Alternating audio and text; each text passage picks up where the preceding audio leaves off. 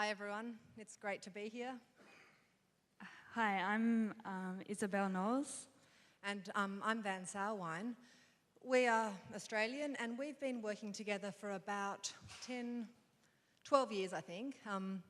We basically met at uni at RMIT University in Melbourne, and we both were very fascinated with stop motion animation. Over the past 12 years, we've made 4 large-scale animated installations that are interactive and 3 short films that are using stop motion animation. So yeah, we've really tried to use stop motion animation in lots of interesting ways.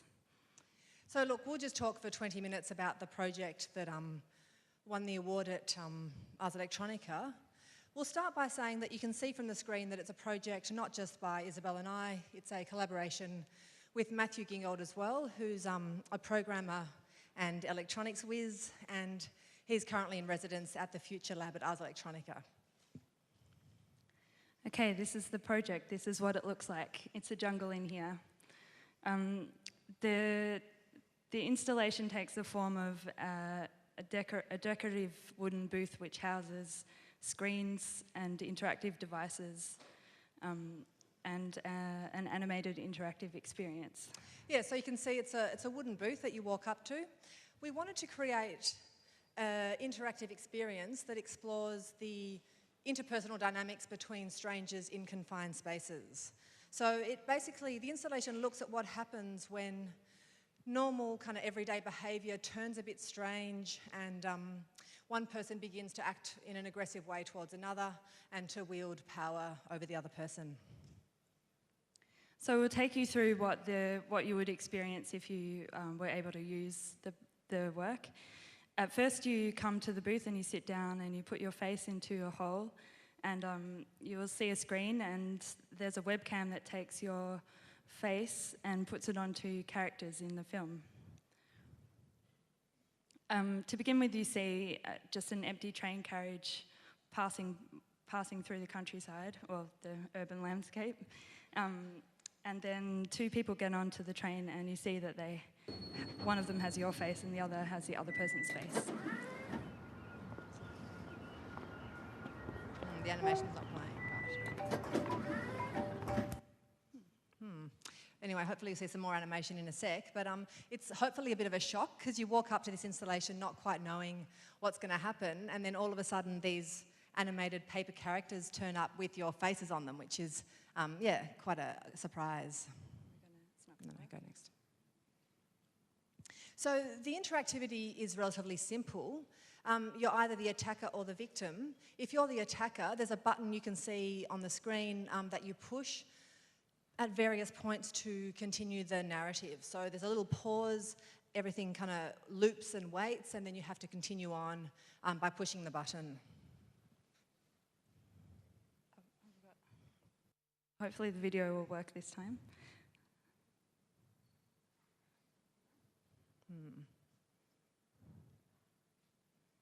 No, it's not quite working.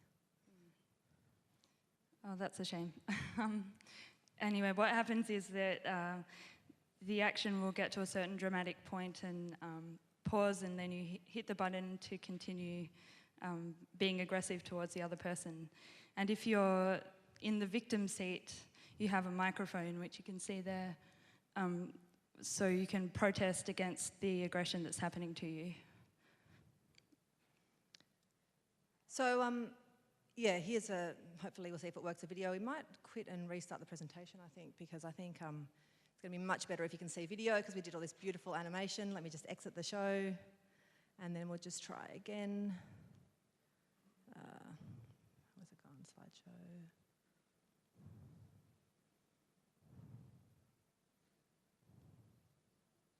Do we close and restart it? Sorry, just bear with us for 1 second while we quit and restart PowerPoint.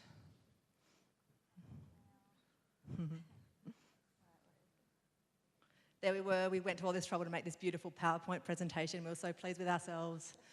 And, you know, technology, it's kind of the story of what happens actually when we install, because you think everything's perfect, it's all working really beautifully, and then, of course, there's always something that doesn't quite work at the last minute and you have to spend time fixing it.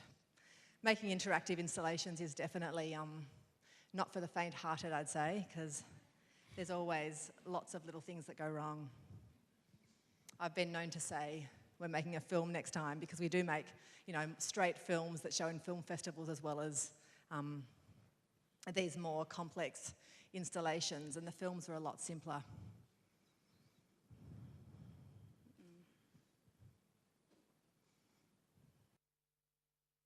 So the project's showing at the moment down at the Oka Centre, just in town. It is just documentation, so you can't actually interact with the project, but yeah, if you do want to go down and see a bit more documentation, you are able to. No. So let's go to here. Oops. Oh gosh. Sorry, you're seeing all our secret notes from current slide.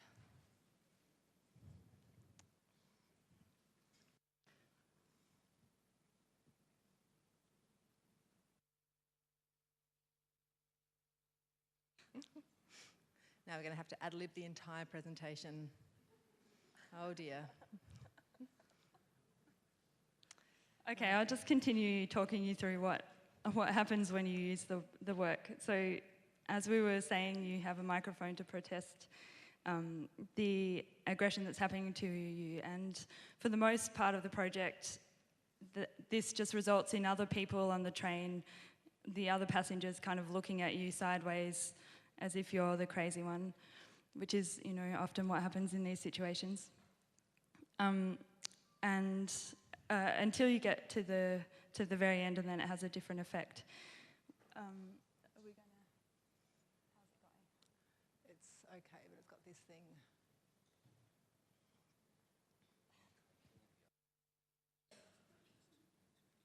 Yeah. Oh, look. Yes. We have animation, and look at how beautiful it is.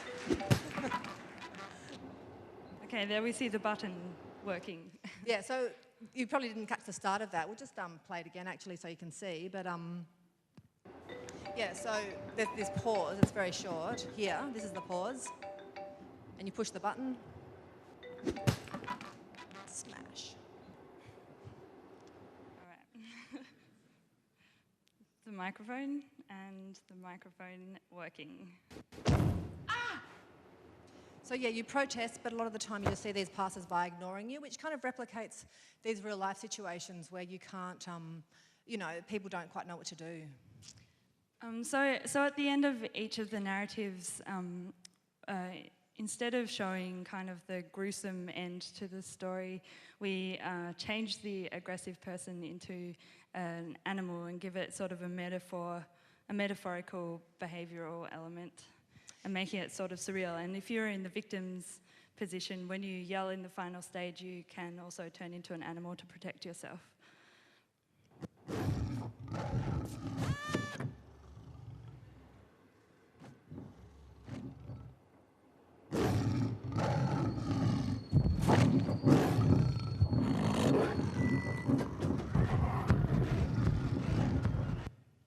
I've never heard so much bass in that.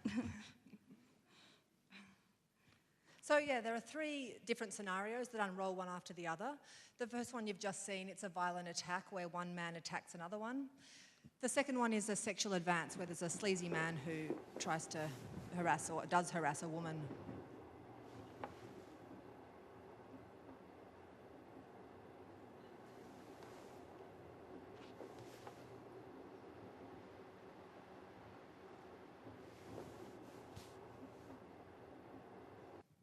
So as you can see, it's a lot of fun to play with. And the third scenario is kind of some malicious teasing by teenagers for this poor, meek man.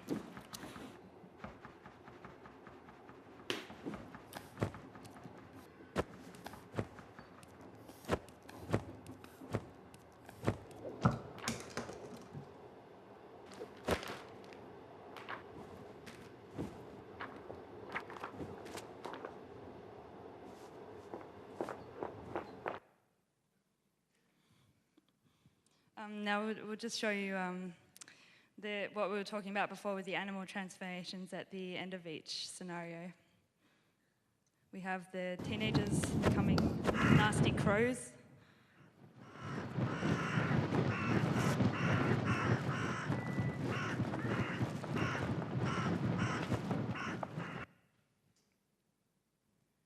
And the We've seen the bear already. oh, we have seen that one already. Okay. And the slimy man, his snake arms.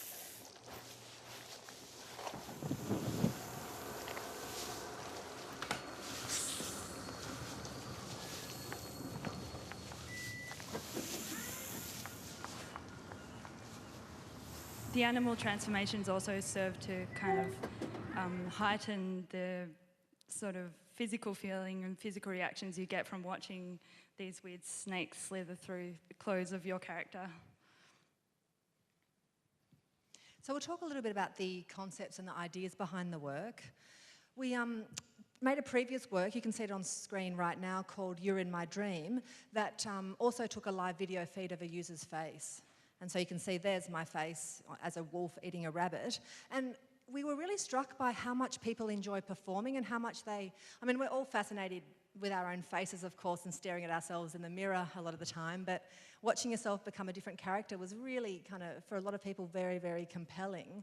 And then we sort of started to think about what would happen is if we created an interaction between two people on screen.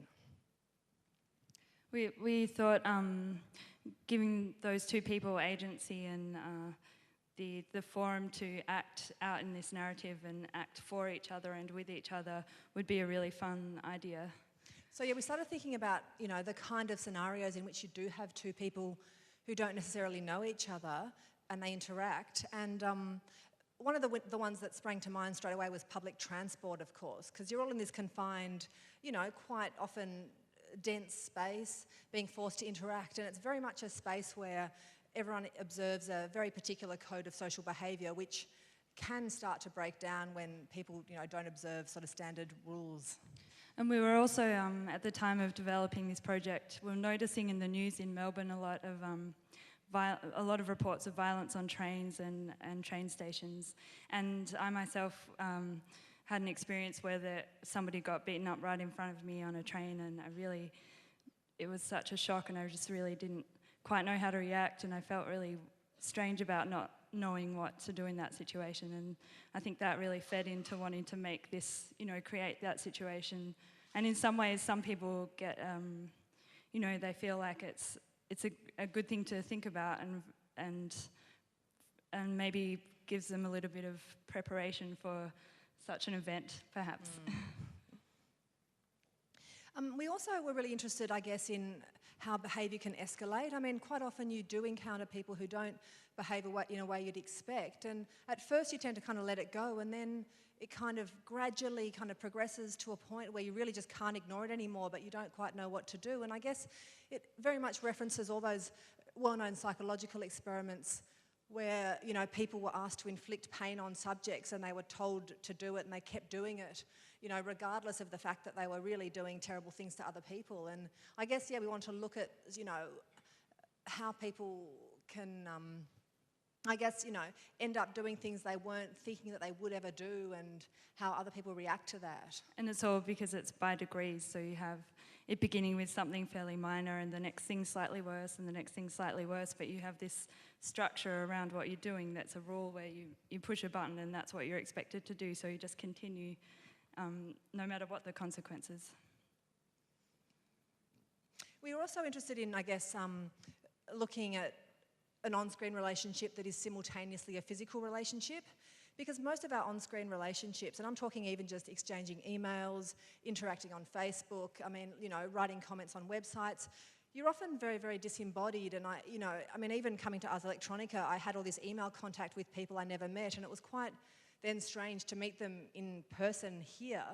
So we very much wanted to create this work where you had a on-screen relationship, but also simultaneously a physical relationship where you're sitting next to somebody. So after you've, you know, your disembodied self has done these terrible things to each other, then you have to take your face out of it and look that person in the eye, and everybody's kind of has this weird apologetic sort of feeling towards the other person, or they definitely feel like they've gone through something that they're not quite so sure of.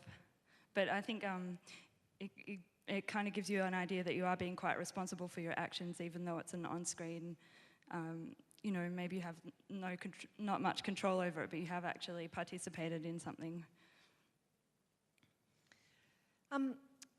In terms of the user experience, it's really, really pleasurable to use the work at first, I think, for most people, particularly like if you're a guy with a beard and you're being stuck on a schoolgirl, it's really funny to watch. So it's kind of nice because people get very drawn in, and of course then it gets darker and darker, and then you find yourself doing these things you just wouldn't normally do. And sometimes it... Oh, what have I done? Go back. Sometimes you really do have quite an effect on people.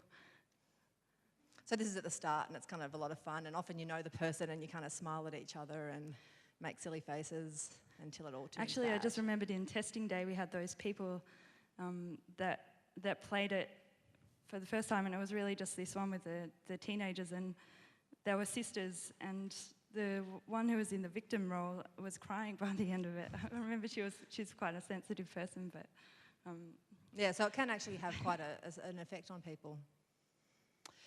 The interactivity is quite simple. We worked really closely with Matt Gingold, our programmer, to design the interactivity.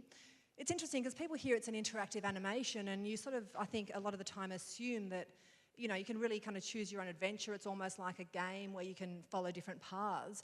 But actually, we very deliberately stuck to a very linear path so that it is interactive and you do have some control, and yet you're very much forced down this, this one single path where your only kind of choice to get out of it is to physically leave the work. I guess it's, for us, firstly, it's about creating an experience. So we very much wanted to, give people an exact kind of very precise experience. But also I feel like that lack of control kind of replicates real life a lot of the time, particularly these real life scenarios on a train where these things are happening that are completely out of your control. So we might talk now a little bit about the technique and how we made the animation. Yeah, so firstly, you might have noticed that the animation, it's stop motion. That means it's literally animated frame by frame, so we're not using motion tweening, we're not doing computer. I mean, it's on the computer, but it's very traditional techniques, and we've always loved combining, new technologies with these older analog techniques. So firstly, the booth references Victorian peep shows and penny arcade machines, so it really kind of draws you in and has a very, almost, I suppose, nostalgic old world aesthetic that I think is, quite compelling for people. And this is how we created the backgrounds. It was all very, handmade, and we didn't use rulers or anything. It was just like kindergarten art, that bit of it. And so the background sits on two lazy Susans, and in this way it can, spin outside of the train windows and look like it's a looping background. And this was the setup for how we shot that. Yeah, it's a bit hard to see, but we built a miniature train carriage, which is what you see in the middle of the shot. Then on either side are the lazy Susans with the sets, and we literally moved them 1 centimetre at a time, took a photo, moved them again, took another photo, and that's what created that moving, looping background you see behind the characters. And then the second part of the animation was putting the characters over the top. For lots of reasons, we couldn't actually animate the characters inside the train. It was too difficult. And wouldn't have worked so well with the interactivity. But we still wanted to keep the handmade aesthetic, so here I've made watercolour paintings and then collaged them together so that they have this real papery, layery type feeling that really blends in with the background. But then we scan them and animate them digitally. So yeah, we got someone made a film about sort of our collaborative practice while we made this film, and this is a small excerpt with how we animated. And you can see that this is the animation before the video feed comes in, so it's just the character with no face. And the painful positioning of every limb frame by frame. Notice every single frame is a keyframe.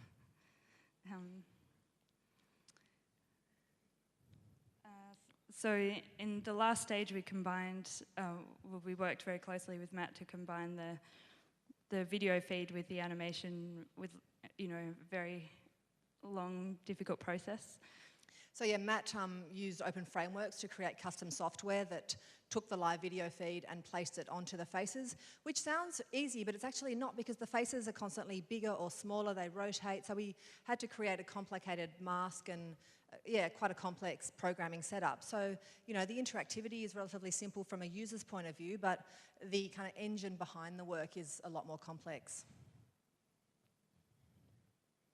So look, just to finish up, we premiered this work at the Melbourne Festival in October last year, and it's also going to show at ISEA in Sydney next year, and you can view documentation and a miniature model with the full animation down at the OK Centre. We just really want to thank all the other people that worked on the project. Of course, there was Matt, and then we had Don Russell, who was our carpenter and built the beautiful booth, and Finn Robertson, who did all those amazing scary bear sounds. And we also had an additional coder, Oliver Marriott. Yeah, so thanks for coming along, and thank you to Electronica and the OK Centre for having us.